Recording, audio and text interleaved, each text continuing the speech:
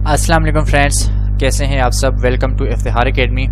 अभी जो हमारा फर्स्ट क्वेश्चन जो हम स्टार्ट करने जा रहे हैं वो है पार्टनरशिप एक्ट का, implied authorities of the partners firms. तो इसको स्टार्ट करते हैं इंट्रोडक्शन से। Under partnership act 1932 capacity of the partner to run the business of the company is called authority of the partner. जो पार्टनरशिप एक्ट 1932 है, इसके अंदर जो कैपेसिटी ऑफ द पार्टनर है टू द रन बिजनेस है company का जो है, इसको अथॉरिटी ऑफ द पार्टनर कहते हैं। This authority can be expressed और इम्प्लाइड। ये अथॉरिटी एक्सप्रेस भी हो सकती हैं या फिर इम्प्लाइड भी हो सकती हैं। All partners are bound to perform their particular roles और exercise their authorities to order to run the business of the company.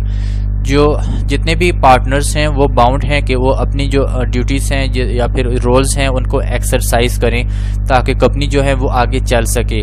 Employed authority is not a written in anywhere.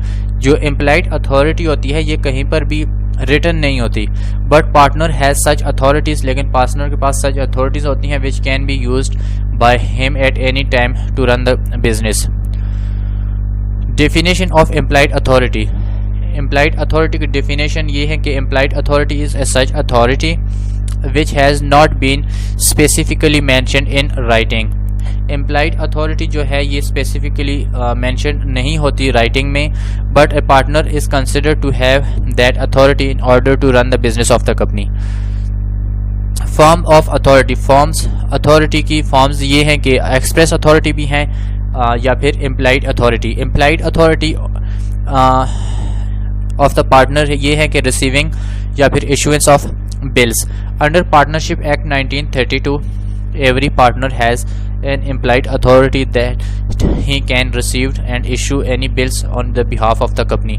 कोई भी जो पार्टनर है वो कंपनी के behalf पे bill जो है वो रिसीव कर सकता है या फिर अथॉरिटी होती है इसके पास। To receive loans.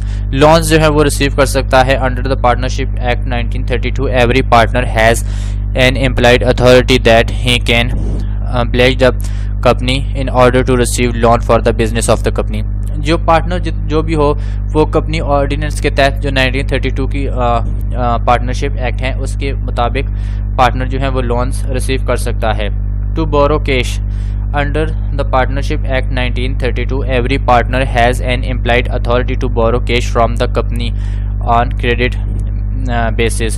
जो पार्टनर होता है वो कंपनी बेसिस पे जो है वो कैश बोरो कर सकता है क्रेडिट बेस पे। To receive cash. Under the partnership act 1932 every partner has an implied authority that he can receive cash on the behalf of the company from outsider the company. जो company ordinance है 1932 इसके मुताबिक जो partner हैं उसके पास employed authority है कि वो जो है कैश रिसीव कर सकता है जो आउटसाइडर कंपनी है। Procurement of goods. Under the partnership act 1932 every partner has an employed authority that he can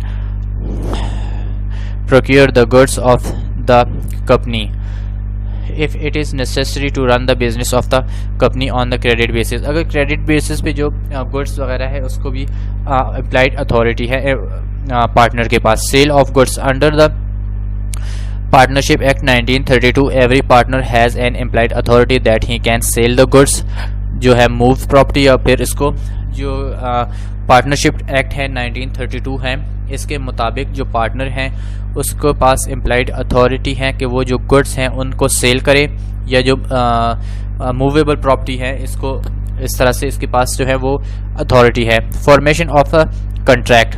under the partnership act 1932 every partner has implied authority. जो 1932 का पार्टनरशिप एक्ट है इसके मुताबिक पार्टनरशिप के पास एम्प्लॉयड अथॉरिटी है कि ये जो है कॉन्ट्रैक्ट करे on the behalf of the company. Company के बिहाफ से जो है कंपनी का कॉन्ट्रैक्ट करे ताकि जो बिज़नेस है वो बिज़नेस ऑफ द कंपनी है वो रन हो सके।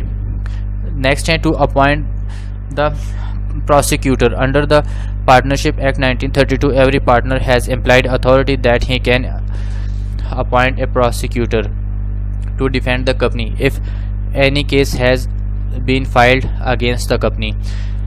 जो कंपनी एक्ट 1932 है वो एम्प्लॉयड अथॉरिटी देती है कि वो प्रोसिक्यूटर को अपॉइंट करे कंपनी के बिहाफ पे, ताकि वो कंपनी को डिफेंड करे अगर कोई केस जो है वो कंपनी के अगेंस्ट फाइल होता है। Act outside implied authority, following are the acts which do not come under the implied authority. ये एक्ट जो है ये एम्प्लॉयड अथॉरिटी के तहत नहीं आते। Transfer of immovable property, under the partnership act 1932 the partner of the company cannot transfer the immovable property of the company to other partner or any other।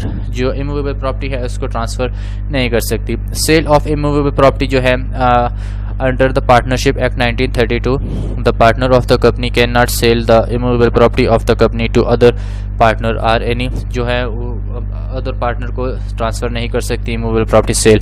Acquisition of immovable property है under the partnership act 1932 the partner of the property cannot acquire an immovable property। जो 1932 का act है इसके मुताबिक जो partner है वो acquire नहीं कर सकता इमूवेबल प्रॉपर्टी कंपनी के बिहाफ पे। Withdrawal of suit, under the partnership act 1932 the partner of the company cannot withdraw of the suit which has been filed by the company against any person or otherwise।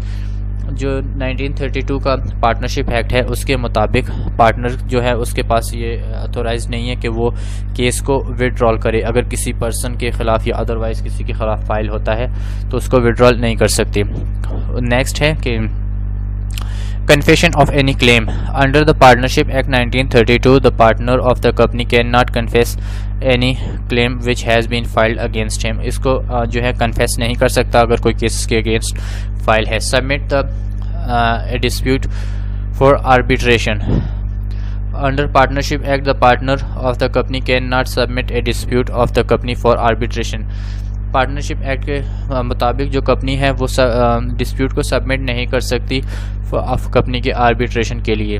7 पे है कि bank account, under the partnership act 1932 the partner of the company can not open A bank account on his on name on the behalf of the company. जो partners हैं वो अपने नाम पर company के बिहाफ पे जो है बैंक अकाउंट हैं वो नहीं खोल सकते। वो जो बैंक अकाउंट होगा वो कंपनी के नेम पे ही होगा। Entering into partnership with other, under the partnership act 1932 the partner of the company can not enter into partnership with other on the behalf of the company. जो company के behalf पे हैं वो दूसरी पे एंटर नहीं हो सकती। कंडीशंस हैं इसके कुछ एम्प्लॉयड अथॉरिटी के, the act must be done by the partner only. Next है the act done by the partner should be on the behalf of the company. Next the act done by the partners should be on the name of the company। The act done by the partner must be related to the object of the company। Termination of implied authority, implied authority जो है वो कैसे terminate होती है, उसकी termination ये है कि एट एनी टाइम किसी भी वक्त एक company can terminate, company terminate कर सकती है the implied authority of the partner. Company किसी भी वक्त एम्प्लॉयड अथॉरिटी जो है वो पार्टनर की टर्मिनेट कर सकती है। This can be done by the following ways, ये जो फॉलोइंग वेज हैं इसके ज़रिए से, by changing the terms and conditions of the contract, और इसके अलावा by changing the agreement and termination authority, by ending the partners partnership, by discharging the partners and obligations. ये इनकी चेंज कुछ टर्म्स एंड कंडीशंस हैं। फिर agreements हैं, partner की जो पार्टनरशिप इसको एंडिंग्स होती हैं, इसमें जो एम्प्लॉयड अथॉरिटी है वो टर्मिनेट हो जाती है। इन द एंड कंक्लूड जो है वो, to conclude I can say that the partner has two types of authorities in his hand such as express authority and implied authorities. आखिर में ये जो है कहता है कि जो पार्टनर है इसके पास दो किस्म की अथॉरिटीज़ जो है वो होती हैं। Partner is a person who has some implied authorities and bind the firms. इसके पास एम्प्लॉयड अथॉरिटीज़ होती हैं and bind the firms such as receiving and issues of bills, जैसे कि रिसीविंग ऑफ बिल्स होती हैं, रिसीव कैश होती हैं, बोरो कैश होता है, receive loan, formation of agreement. फिर इसके बाद ये जितनी गुड्स वगैरह, और इसके बाद money complete comes authority other partners होती हैं। फिर rest of all the act which has not been mentioned and assumed are the comes under the implied authority of the partner of the company. तो इसकी बात जो है, इसकी जो पावर्स हैं वो दोनों की वो टर्मिनेट भी हो सकती हैं कि डिस्चार्जिंग पार्टनर हो जाए या फिर एंडिंग पार्टनरशिप हो जाए, या फिर उसके बाद जो चेंजिंग्स हैं वो उसमें हो जाए। तो ये था implied authority. Thanks for watching Iftihar academy. अल्लाह हाफिज़। अभी जो है वो नेक्स्ट क्वेश्चन